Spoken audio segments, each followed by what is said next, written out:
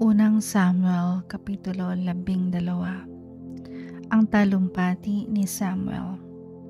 Sinabi ni Samuel sa sambahayang Israel, "Ngayon nasunod ko na ang gusto ninyo, nabigyan ko na kayo ng hari.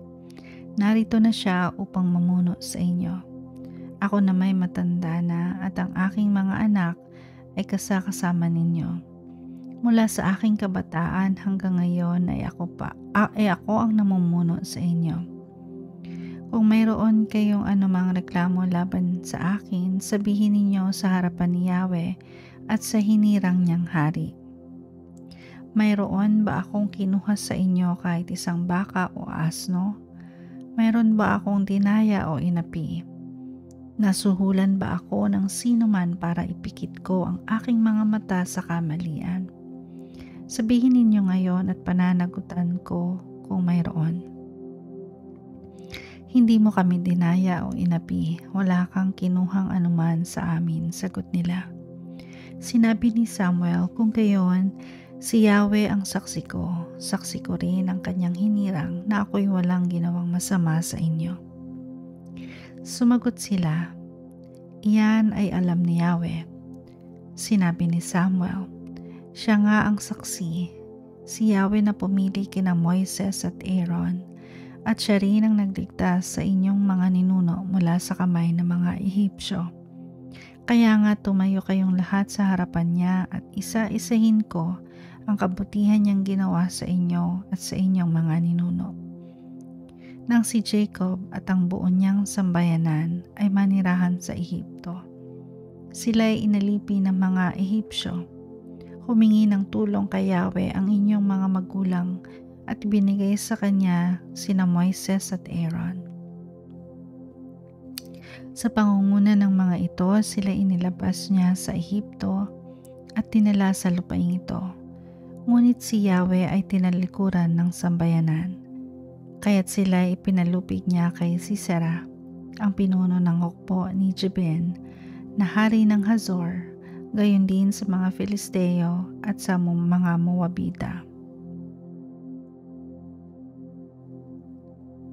Pagkatapos ay dumaing sila kay Yahweh at kanilang sinabi, "Nagkasala kami sapagkat tinalikuran ka namin. Naglikod kami kay Baal at kay Astaroth. Iligtas mo kami ngayon sa aming mga kaaway at maglilingkod kami sa iyo." At ipinadala sa kanila ni Yahweh sina Gideon, Barak, Jefte at Samuel. Iniligtas nila kayo at pinangalagaan laban sa inyong mga kaaway, kaya't mapayapa kayong nakapamuhay. Ngunit nang kayo ay sasalakayin ni Nahas na hari ng mga Amonita, pinagpilitan ninyong, "Basta gusto naming isang hari ang mamuno sa amin," bagamat alam ninyong si Yahweh na inyong Diyos ang inyong hari. Narito ngayon ang haring hiningi ninyo, ibinigay na sa inyo ni Yahweh. Kung mamumuhay kayong may takot kay Yahweh, kung maglilingkod kayo sa Kanya at susundin ang Kanyang kalooban, kung hindi kayo susuway sa Kanyang mga utos, at kung kayo at ang inyong hari ay susunod kay Yahweh na inyong Diyos, magiging maayos ang inyong pamumuhay. Ngunit kapag hindi kayo sumunod sa Kanya, sa halip ay lumabag sa Kanyang utos, paparusahan niya kayo. Ngayon tingnan ninyo ang kababalaghang gagawin ni Yahweh. Ngayon ay anihan ng trigo. Idadalangin ko sa Kanya na kumulog at umulan para makita ninyo kung gaano kalaki ang pagkakasalang ginawa ninyo kay Yahweh nang humingi kayo ng hari. Nanalangin nga si Samuel, noon di kumulog at umulan.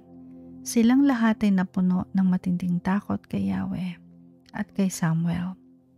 Sinabi nila kay Samuel, "Ipanalangin mo kay Yahweh na huwag kaming mamatay dahil sa paghingi namin ng hari.